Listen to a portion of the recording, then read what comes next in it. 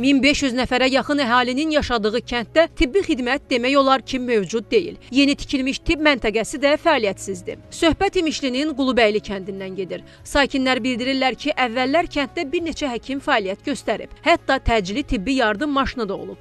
Lakin sonradan bu xidmətlər tamamilə aradan qalxıb. Hazırda isə bir iynə vuracaq tibb işçisi belə tapılmır. Həm sakinləri bildirirlər ki, rayon mərkəzinə olan təxminən 20 kilometrlik məsafə xüsusilə gecə saatlarında ciddi problem yaradır. Xəstələrə yardım göstərilməsi üçün sakinlər ya rayon mərkəzinə getməli olur, ya da əlavə xərclərlə üzləşirlər. Xəstəmiz olur, düzdür, skoru çağırırıq, Allah köməklər olsun, gəlirlər, amma vaxtında yox. Bu cürə gözəl balnisəmiz var, tikilib, tikənlərin də Allah kömək olsun, amma içində iynə vuran yoxdur. Bizə bir köməklik eləsin, bizə heç olmasa bir iynə vuran, heç başqa şeyi demirik.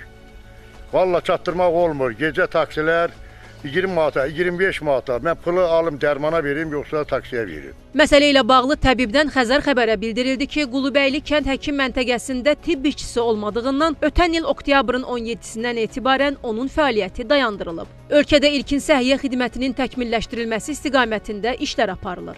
Hazırda icrası nəzərdə tutulan pilot layihə çərçivəsində ilkin səhiyyə xidməti göstərən tibb müəssisələrinin infrastrukturunun yaxşılaşdırılması, fəaliyyətlərinin elektronlaşdırılması və bir sıra digər yeniliklərin tətbiqi planlaşdırılır. Pilot layihə yekunlaşdıqdan sonra əldə olunmuş nəticələr nəzərə alınmaqla İmişlinin Qulubəyli kəndi də daxil olmaqla ölkənin bütün regionlarında mərhələli şəkildə keyfiyyətli və əlçatan ilkin səhiyyə xidmətinin təşkili təmin ediləcək.